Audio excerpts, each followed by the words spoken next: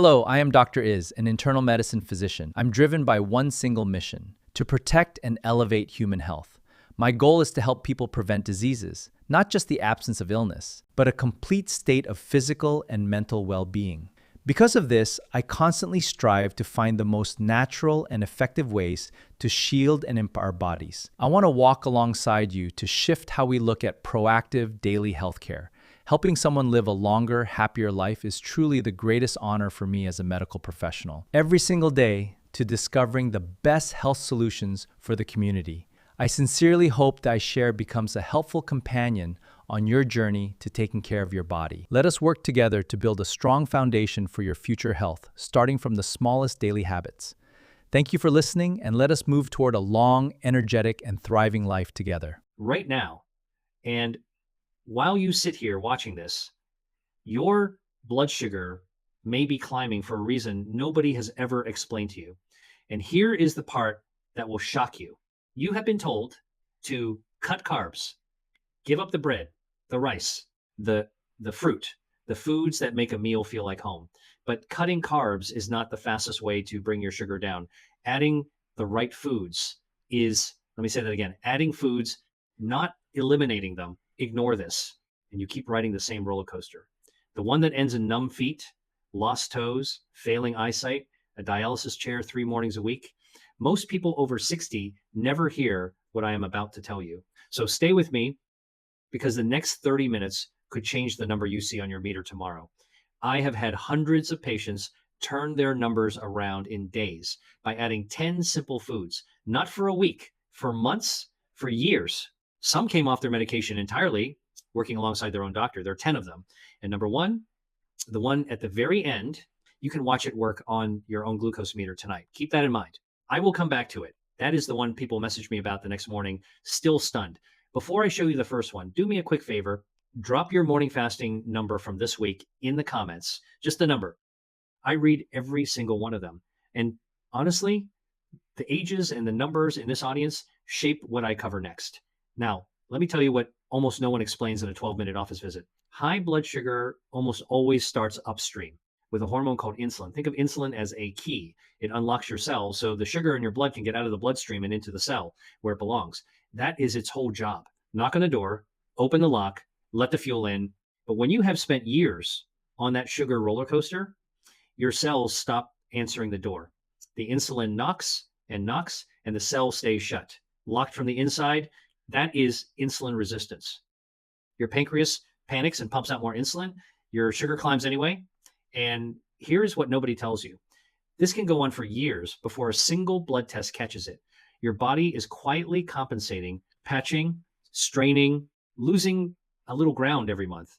By the time a doctor finally says the word diabetes, that door has been jammed shut for a very long time. This did not start last year. It started a decade ago in silence. Now, here is where I need to name the real problem. It is not you, and it is not your doctor. It is the system your doctor works inside. There is no billing code for teaching a patient how food talks to their insulin receptors. There is no time for it in a rushed visit. 7 minutes, maybe 10, barely enough to check your chart and write a script. So the standard answer is a prescription that pushes even more insulin into a body already drowning in it.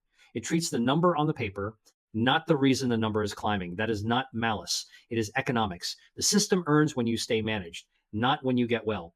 There is no revenue in a jar of fenugreek seeds from the spice aisle. And that leaves you doing everything right and still losing ground, following every instruction, still watching the number creep up. So let me be clear with you. It is not your fault. You have been playing a game with rules that were rigged against you. Nobody handed you the manual I'm about to give you. Every one of these 10 foods does one of 3 jobs. It slows the sugar coming in. It cools the inflammation that keeps your cells deaf to insulin. Or it wakes the receptor back up so your own body does the work it was built to do. You do not have to do all 10 tomorrow. That would overwhelm anyone. Stack them in over the next couple of weeks, one at a time. Let me show you number 10. Number 10 is fenugreek seeds. Small, hard, amber-colored, sitting quietly in the spice aisle of almost any grocery store for a couple of dollars. Skip this one because it sounds exotic. And you walk right past one of the most powerful blood sugar tools on the shelf. It costs less than your morning coffee, and it has been used for this exact purpose for thousands of years. Here is what most doctors do not have the time to explain about it. The seed is packed with a soluble fiber. When it hits the water in your stomach, it swells into a thick gel. Picture cold oatmeal, but stickier, almost like paste. That gel physically slows how fast your stomach empties. And this is the whole trick. When your stomach empties slowly, the sugar from your meal trickles into your blood instead of flooding it. No flood, no giant spike, no panic dump of insulin. Think of it like a dam on a river. Without the dam, the water crashes through all at once. With the dam, it flows through, steady and controlled. Fenugreek is the dam. On top of that, fenugreek carries an amino acid that nudges your pancreas to release insulin more efficiently. So it works on two fronts at once: slower sugar coming in, smarter insulin going out. In my own practice, I have watched fasting numbers come down within a week or two on this alone. Not in every case, but often enough that I pay close attention to it. To use it, take 1 teaspoon of the whole seeds, soak them in a glass of water overnight. In the morning, drink the water and eat the softened seeds before breakfast. If the slightly bitter taste bothers you, grind them and stir a half teaspoon into yogurt. Now, I need to be crystal clear about this one. If you already take diabetes medication, fenugreek can lower your sugar further. So watch your numbers closely with your doctor and start with a small amount. This fiber is strong and your gut needs a few days to adjust. More is not better here. More just means bloating. Number 9 is cinnamon, and you almost certainly already have it in your cupboard, but the kind you have matters enormously, and most people grab the wrong one without knowing it. The common grocery cinnamon is cassia. It carries a compound called coumarin that is hard on the liver in large daily doses. Fine, sprinkled on a bun once in a while. Not fine as a daily medicine. The one you want is Ceylon cinnamon. Sometimes labeled true cinnamon, milder, gentler, safe to take every day. It costs a little more, but it is the one I tell my own patients to buy every time. What makes cinnamon work is a group of plant compounds called polyphenols. And here's the fascinating part. They behave almost like insulin themselves. They help your receptors grip glucose more tightly, and they slow your stomach from emptying too fast after a meal. This is not folklore, it is measurable. A 2003 study in the journal Diabetes Care found that under half a teaspoon a day meaningfully lowered fasting glucose in adults with type 2 diabetes. References are in the description below. Read that again. Under half a teaspoon, something already sitting in your kitchen. Use about a quarter teaspoon of Ceylon cinnamon a day. Stir it into your oatmeal, your coffee, a smoothie. And here is the trick. Pair it with a carbohydrate meal, because that is exactly the moment you want those receptors gripping harder and your stomach slowing down. One caution before I move on. If you are on a blood thinner like warfarin, cassia, cinnamon in large amounts can add to your bleeding risk because of that same coumarin. This is another reason to choose Ceylon and to keep the dose small. If you notice unusual bruising, stop and call your doctor. If you are someone who values understanding the why behind your body, not just being handed a pill, this next food is for you, because it might be the easiest habit on the entire list. Number 8 is the avocado. Most people fear it because of the calories. They see fat and they run, and that fear is quietly costing them. The fat in an avocado is monounsaturated fat, the same family as olive oil, and it is one of the most blood sugar friendly things you can put on a plate. Here is the mechanism, and it is simple. That healthy fat and the fiber inside slow your whole meal down. Add half an avocado to a plate of rice or toast, and you are not removing the carbohydrate. You are putting a brake on how fast it turns into sugar. The glucose climbs gently instead of spiking, a slow ramp instead of a cliff, and monounsaturated fat has also been shown to improve insulin sensitivity, meaning your cells answer that insulin knock a little faster. In my experience, this is the easiest food on the whole list to make a habit because it makes the meal more filling. And when you are full, you stop reaching for a snack an hour later. Half an avocado a day is a sensible amount. Put it on your eggs in the morning, mash it onto whole grain toast, add it to a salad that already has a starch in it. Anywhere you have a carbohydrate, an avocado softens the blow. And this one is a gift.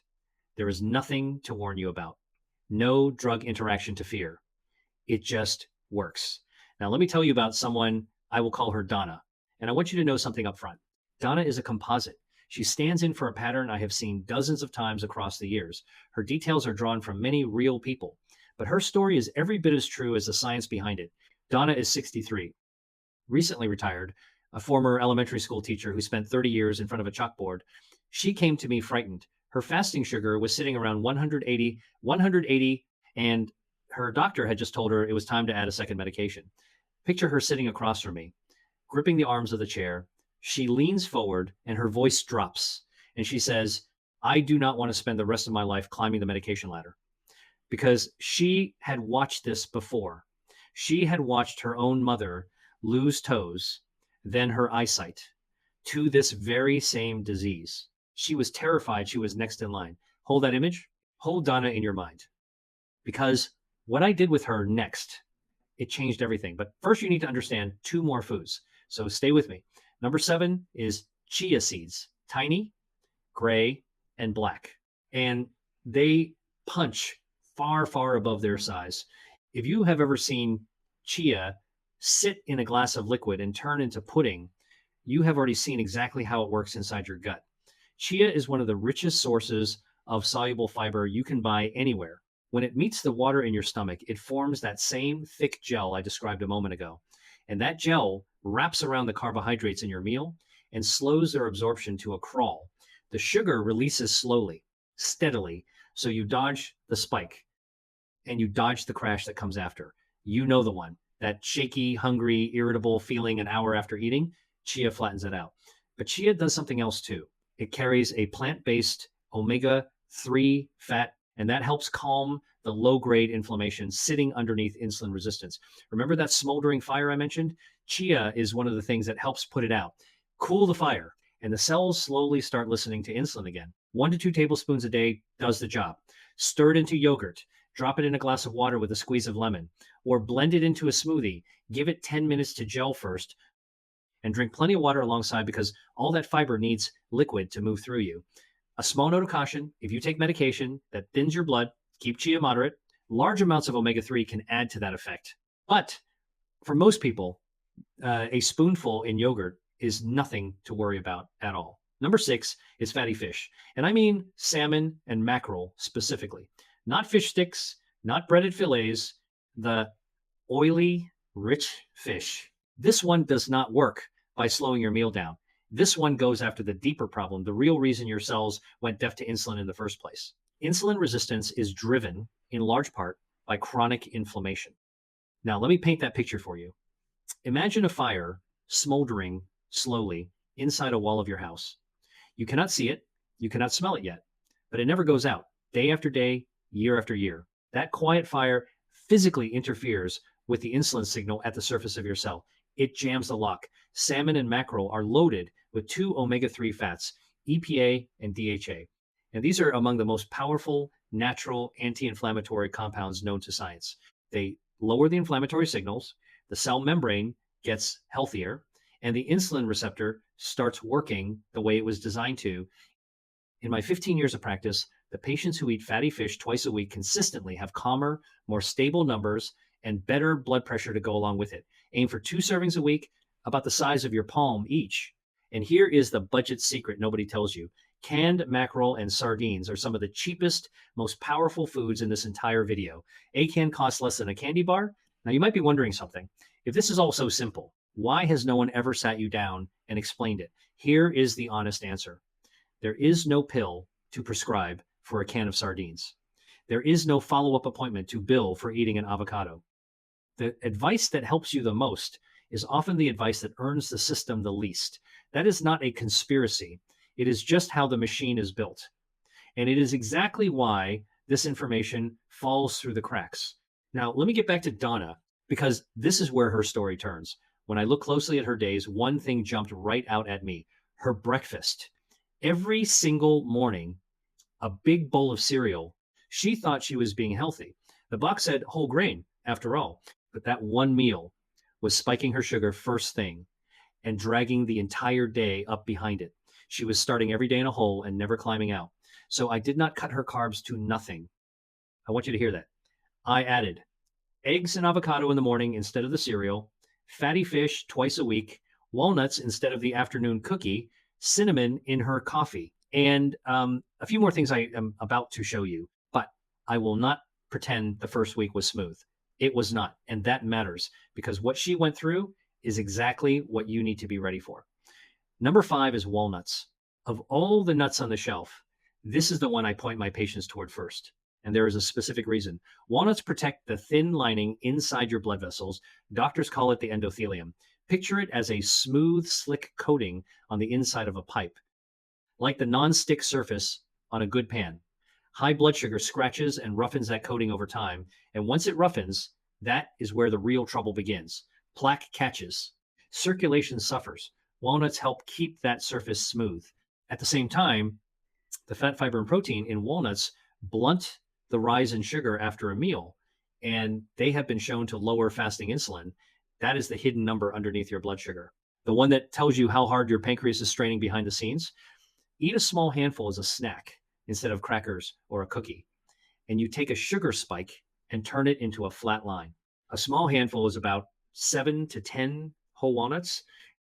A quarter cup. Keep them raw or dry roasted, not the candied or honey-coated kind, which defeats the whole point. Use them to replace a processed snack, not to pile on top of one. Number 4 is eggs, whole eggs, yolk and all. For years, people were told the yolk was the enemy. And that bad advice pushed folks straight toward sugary breakfast cereals that were far, far worse for their blood sugar. It was one of the great mistakes of modern diet advice. Let me set that straight right now. A whole egg is almost pure protein and fat, virtually no carbohydrate, which means on its own, it barely moves your blood sugar at all. But here is the real magic. Doctors call it the second meal effect. And it is remarkable. When you start your day with eggs instead of toast or cereal, you steady your blood sugar, not just at breakfast, but all the way through to lunch. You walk into your next meal already calmer, with a smaller spike waiting for you. The protein and fat also keep you full for hours. So those mid-morning cravings that send you toward the cookie jar, they quietly disappear. In my practice, swapping a cereal breakfast for 2 or 3 eggs is one of the single fastest changes I ever see on a morning glucose reading, sometimes within days. 2 or 3 whole eggs in the morning is a solid target for most people. Scramble them. Boil a batch ahead for the week. Fold in some spinach and put that avocado from earlier right on top. Now you have built a nearly perfect blood sugar breakfast. 2 foods from this list working together on one plate. And if this is helping you so far, do one small thing for me right now. Just tap the like button. It costs you nothing, but it tells the algorithm to show this video to another person over 60 who needs to hear it tonight. Someone scared, staring at their meter with no one to explain it. You could be the reason they find it. Now, Donna's first week. I am not going to lie to you. It was rough, and you deserve the honest version. Day 4, she messaged me. All that extra fiber had her in the bathroom more than usual. A little bloated, a little frustrated. She wrote, "I feel like I am living in my bathroom." And here is exactly what I told her. That discomfort is not the plan failing you. It is your gut adjusting to real food after years without enough fiber. Push through. Most people quit right here on day 3, day 4, and they never get to see what comes next. So let me tell you what comes next, week by week, so that when it happens to you, you recognize it as progress, not a problem. Week 1, you will be in the bathroom more than usual, some bloating, maybe a little gas. It is annoying. I know it is, but it is temporary. And here is the strange truth. That discomfort actually confirms the fiber is doing its job. Week 2, things settle down, your gut adjusts, and you start to notice something small. Your afternoon energy crash is gentler. That 3 o'clock reach for something sweet gets quieter. Week 3, this is the big one. This is when most of my patients call me, genuinely excited. The morning number, the one that would not budge for years, finally starts to move downward. Week 4 and beyond. Steady, continuing improvement. The numbers start changing for real now, not by accident, because your cells are answering the door again. So let me ask you something honest. Is a few days of minor inconvenience worth avoiding what happened to Donna's mother? The toes, the eyesight, ask yourself that. I think you already know the answer. Number 3 is lentils. And this one, more than any other, proves the entire point of this video, because lentils are a carbohydrate and they will lower your blood sugar. Let that sink in for a moment. Here is how that is even possible. Lentils are built from a slow carbohydrate called resistant starch. It is wrapped in soluble fiber and a healthy dose of plant protein. That combination means the glucose inside the lentil is released into your blood slowly over hours instead of all at once. They carry that second meal effect too. So a bowl of lentil soup at lunch gives you steadier sugar all the way into the evening. One good decision at noon protects your whole afternoon. Clinically, swapping white rice or a white potato for lentils a few times a week is one of the most reliable ways I know to bring down an A1C.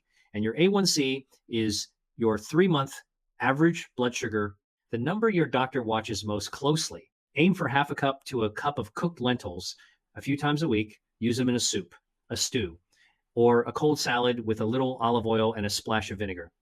They are filling, they are cheap, and they stretch a meal further than almost anything in your pantry. Number 2 is broccoli sprouts. And I need you to pay very close attention here because this is the single most underused food in this entire video. Almost nobody knows about it. Not full broccoli, not the big green head, the little 3-day-old sprouts. That distinction is everything. These sprouts are loaded with a compound called sulforaphane. And here is the astonishing part. The sprouts contain somewhere between 50 and 100 times more of it than a full head of mature broccoli. 50 to 100 times. And sulforaphane does something none of the other foods on this list do quite so directly. It travels to your liver and it quiets down the overnight sugar factory. Because here is a secret most people never learn. Your liver makes sugar while you sleep. It is supposed to. But in insulin resistance, it makes far, far too much of it. And that is the real reason so many of you wake up with a high fasting number. You simply cannot explain. You did not eat anything all night, and your number went up anyway. It is not you. It is your liver working overtime in the dark. A 2017 study from Lund University in Sweden, published in Science Translational Medicine, gave concentrated sulforaphane to people with type 2 diabetes. It brought their fasting blood sugar down measurably. And the strongest effect showed up in exactly the people whose sugar was hardest to control. You can grow broccoli sprouts in a jar on your own kitchen counter for pennies, or simply buy them in the produce section. A small handful, a quarter cup, on a salad or a sandwich most days is plenty, but do not cook them hard. High heat destroys the active compound completely. Eat them raw or just barely wilted. That is how you keep the power intact. And now, number 1, the one I promised you all the way back at the start, the one you can watch work on your very own meter tonight, apple cider vinegar. Of everything on this list, this has the fastest visible effect on a glucose reading. If you own a meter at home, you can test this for yourself this evening. Watch the number with your own eyes. The active ingredient is acetic acid, and it does 2 powerful things at once. It slows your stomach from emptying. So the carbohydrates arrive in your bloodstream gradually, and it helps your muscles pull glucose out of your blood and burn it for fuel. The research here is strong. Researchers at Arizona State University, publishing in the journal Diabetes Care, found that a tablespoon of vinegar before a carbohydrate meal lowered the after meal spike by roughly 20 to 30% in people with insulin resistance. 20 to 30%, 20 to 30% from something that costs a few dollars a bottle. That is a drug-sized effect from a kitchen staple. Here is how to take it. 1 tablespoon, and this part matters, diluted in a full glass of water, 10 to 15 minutes before a meal that has carbohydrates in it. Always dilute it. Never, ever drink it straight. The acid is hard on your tooth enamel and your throat. And now my most important warning of the whole video. Listen closely. If you already take insulin or an older blood sugar pill like a sulfonylurea, vinegar can push your sugar down faster than you expect, low enough to be dangerous. So talk to your doctor before you start this one. Do not add it blind. This is not the food to experiment with alone. So let me tie all 10 of these together now, because this is the reason they work when cutting carbs alone fails so many people. Every single one of these foods is quietly handing your insulin its job back without starving you, without misery, without giving up the table. The fiber foods, the fenugreek and the chia, they slow the glucose down so your pancreas never has to panic. The fish, the walnuts, the chia, again, they cool the fire that was jamming the signal, and the cinnamon and the vinegar walk right up to the insulin receptor and help it grip again. Do that meal after meal, day after day. And the cell that stopped answering the door slowly starts opening it on the first knock again. That is what reversing insulin resistance means at the level of a single cell. And once that happens, your body holds your sugar down on its own. You are not white knuckling it every day. Your biology does the work, which is exactly why Donna's number stayed low for 2 full years without her thinking about it every minute. Which brings me back to Donna. Within the first week, her fasting numbers started dropping. She kept a little blue notebook by the bed and wrote each one down every morning. Monday, 178. Thursday, 164. The next Tuesday, 151. For the first time in years, the arrow was pointing down. And she could see it in her own handwriting. Within 3 months, working alongside her own doctor the entire way, she came off that second medication entirely. Her A1C moved from the diabetic range back toward normal. And 2 years later, it has held. She did not starve herself. She ate more food, just the right food, and her own body did the rest. Now, I have to be honest with you about Donna. Her results were on the better end of what I typically see. I will not pretend otherwise. Your experience may look different. Some people move faster than she did, some slower. What matters is not the speed, it is the direction. And for most people who do this faithfully, the direction is down. One firm line before I let you go, and I mean this. Never stop or lower a prescription on your own, not one pill. Bring this list to your next appointment instead. A good doctor will welcome this conversation. Add these foods with your doctor, watching your numbers, and let them walk your medication dose down as your body earns it. So here is exactly what to do tonight. 5 simple steps. Write these down. 1, tomorrow morning, replace your cereal or toast with 2 or 3 whole eggs and half an avocado.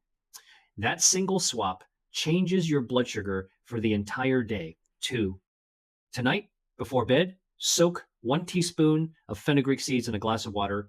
Drink it first thing in the morning. 3, buy Ceylon cinnamon, not cassia, and start a 1/4 teaspoon a day in your coffee or oatmeal. 4, before your biggest carbohydrate meal tomorrow, take 1 tablespoon of apple cider vinegar in a full glass of water, 15 minutes ahead. 5, this week, swap white rice or white potato for lentils at least twice, and put fatty fish on the menu 2 nights. Stack these in over the next 2 weeks. You are not removing the foods you love. You are adding the foods that protect you. That is the whole secret. Addition, not subtraction. If you watch this far, you already care more about your health than most people ever will. So do one last thing. Screenshot these 5 steps right now and send them to one person who needs them, your husband, your sister, your neighbor down the street. Not tomorrow, not someday, today. Now, everything I gave you today brings your sugar down during the day and after your meals, but a huge number of you keep telling me the same strange thing, that your highest reading of the entire day is first thing in the morning, before you have eaten a single bite. You fasted all night and your sugar went up anyway. It makes no sense. Until you understand what your liver is doing while you sleep, there's a specific reason it does that in the dark, and there is a way to shut it down. I made a whole video that explains exactly what is happening overnight and how to wake up to a lower number.